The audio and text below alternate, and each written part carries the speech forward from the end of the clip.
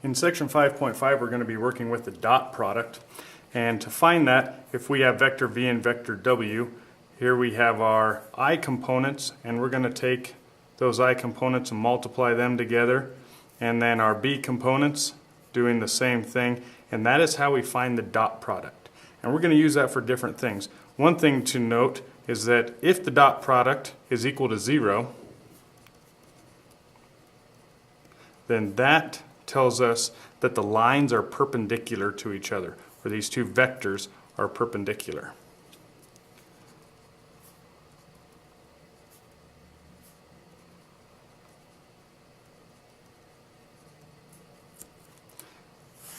So now if we have two vectors, let's say that for this example, we're going to say that vector v is equal to 3i minus j, so that'd give us a -1 for that component.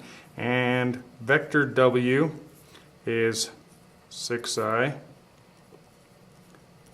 minus 2j. First of all, as far as finding that dot product, like we just said, we're going to take our I components, 3 times 6, our j components, here it's -1 and -2. And so 18 plus 2 gives us a dot product of 20. Now something we can do with this is if we want to find the angle between the vectors,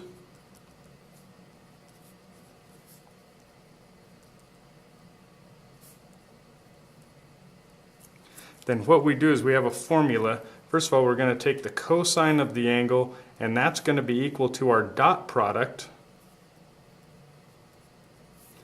over the magnitude of vector v times the magnitude of vector w. Now, we just found the dot product here to be equal to 20. Remember, to find the magnitude of a vector, that's the same basically as doing the Pythagorean theorem. We're going to take the square root of 3 squared plus -1 squared. And so that gives us square root of 10 there, and the magnitude of vector w, now we have 6 squared and -2 squared.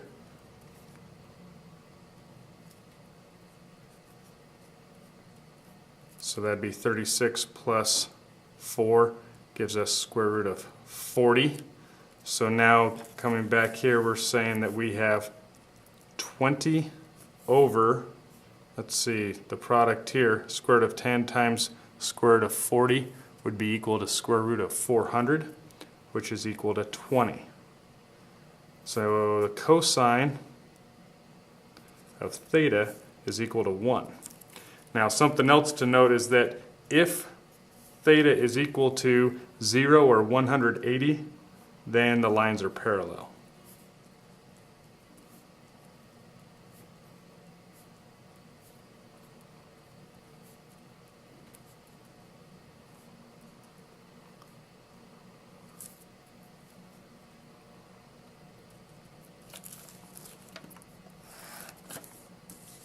So this is our formula for finding the angle between two vectors.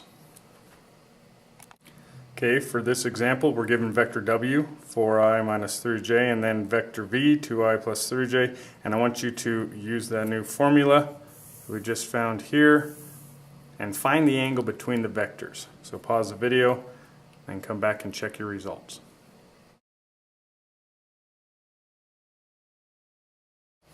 Okay, so we need to find the dot product. So remember, we're going to multiply those I components and multiply those j components. We find that the dot product for these two vectors is -1. Then we need to find the magnitude of each of these vectors. Our magnitude for v is square root of 13. Magnitude for w is 5. So then we have the cosine of our angle is equal to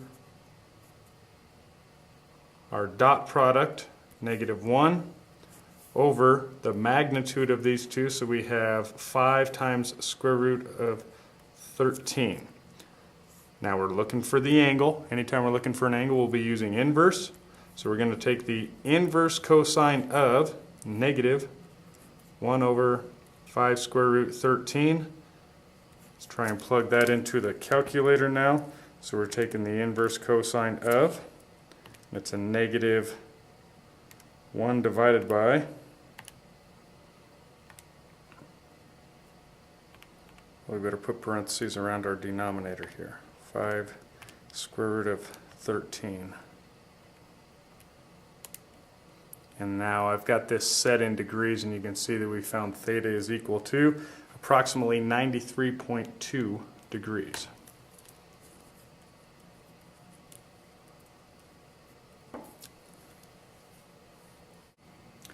For this problem, we have a plane and it's flying south at an airspeed of 500 miles per hour. The velocity of the jet stream is 80 miles per hour in a northeasterly direction. Find the actual speed and direction of the aircraft relative to the ground. Now before we solve this together, I want you to pause the video and draw what you think this looks like that's going to help us solve this problem.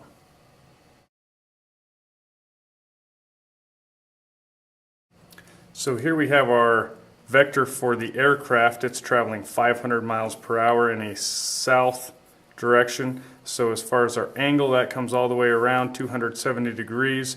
That makes our I component 0 and our J component would be a -1. So that's where I have our vector for the aircraft is equal to a -500J because we're going straight south at 500 miles per hour. Now the vector for the jet stream, we know the jet stream is going 80 miles per hour in a northeasterly direction. That would mean that this angle would have to be 45 degrees so that it's going north and east.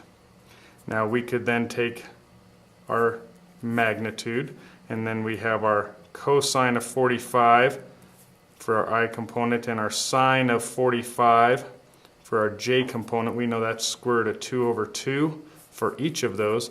So when we multiply that out, we would end up with 40 square root 2 for our I component and 40 square root 2 for the J component, and that would be our vector for the jet stream. Now the vector for the jet stream, that also would transfer right down here. It would be the exact same. It's going to make a parallelogram. And that's important to recognize because when we talk about the actual speed and direction of the plane, it's going to be this resultant vector here.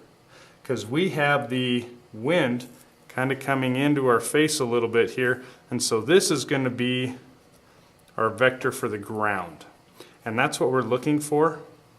And one thing we know for this is that we're going to have the vector for the aircraft plus the vector for the jet stream, giving us our resultant vector, which is the vector for the ground. So now if we combine our components here, we're going to have 40 square root 2 for our I component plus 40 square root 2 minus 500 for our J component.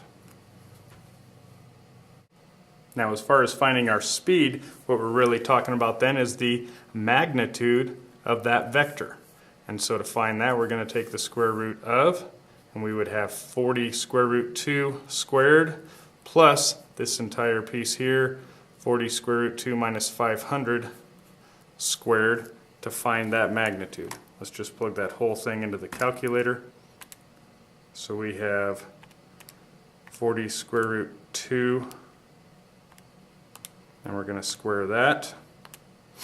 And then we have 40 square root 2 minus 500, and we're going to square that.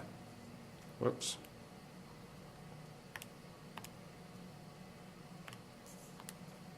And so if we add those together and then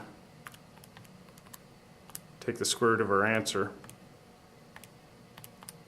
we find that the speed of the aircraft, the magnitude of that vector to the ground, would be 447 miles per hour.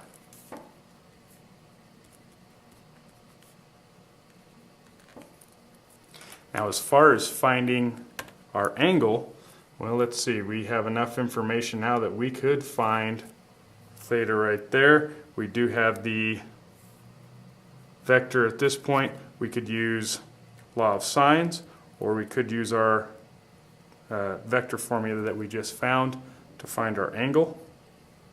Let's see, if we set this up, we know this angle here would need to be 45 degrees. So if we're going to use law of sines, sine of 45 over 447 would be equal to the sine of theta over 80, because this vector, we're at 80 here and we're looking for this angle. Now we can cross multiply, solve for theta. So that'd be 80 times the sine of 45 divided by 447, and then we're taking the inverse sine of that answer. So we find that that angle is 7.3 degrees. So then we could write that as a bearing where we're going from the south, 7.27 or 7.3 degrees, to the east would be the bearing. So now we have the speed and the direction of the aircraft.